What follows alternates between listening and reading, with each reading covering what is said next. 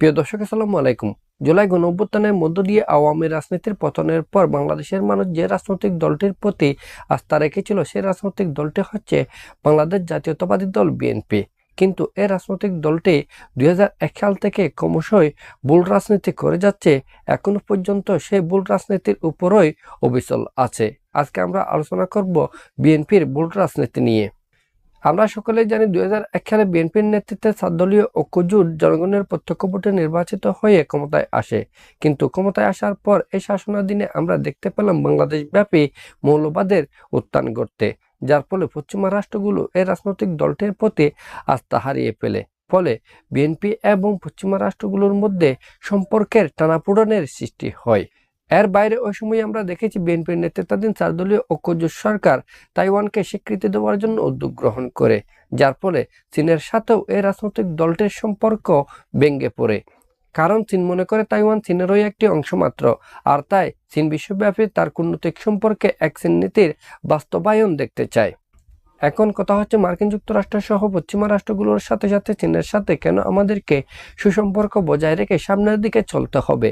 এর কারণগুলোর মধ্যে অন্যতম কারণ হচ্ছে বাংলাদেশের অর্থনীতির অন্যতম খাত গার্মেন্টসের প্রধান রপ্তানি গন্তব্য হচ্ছে পশ্চিমা রাষ্ট্রগুলো, আর চীন হচ্ছে আমাদের উন্নয়ন অংশীদার। আর তাই বিগত আওয়ামী রেজিমের সময় আমরা দেখেছি তৎকালীন প্রধানমন্ত্রী শেখ হাসিনা মার্কিন যুক্তরাষ্ট্র সহ পশ্চিমা দেশগুলোর সাথে যেমনইভাবে চীনের সাথে সম্পর্ক অব্যাহত রেখেছিল, তেমনইভাবে আমাদের প্রতিবেশী দেশ ভারত এবং রাশিয়ার সাথেও সুসম্পর্ক বজায় রেখেছিল। যার ফলে তৎকালীন আওয়ামী লীগ বারবার নির্বাচিত হয়ে শাসন ক্ষমতা পরিচালনা করতে সক্ষম হয়েছিল। কিন্তু আমরা গত জুলাই আগস্টে ঘটে যাওয়া গণঅভ্যুত্থানের আগ মুহূর্তে আমরা দেখেছি চীনের সাথে তিস্তা মহাপরিকল্পনা বাস্তবায়ন নিয়ে সম্পর্কের অবনতি ঘটেছিল তৎকালীন আওয়ামী লীগ সরকারের। এখন কথা হচ্ছে, এই সময়ে এসে বাংলাদেশের বৃহত্তম রাজনৈতিক দল বিএনপি কি করছে? বিএনপি কি বাংলাদেশের অন্যতম উন্নয়ন অংশীদার চীনের সাথে নতুন করে সম্পর্ক জ্বালাই করে নিতে পেরেছে? আমাদের তো তাই মনে হচ্ছে না।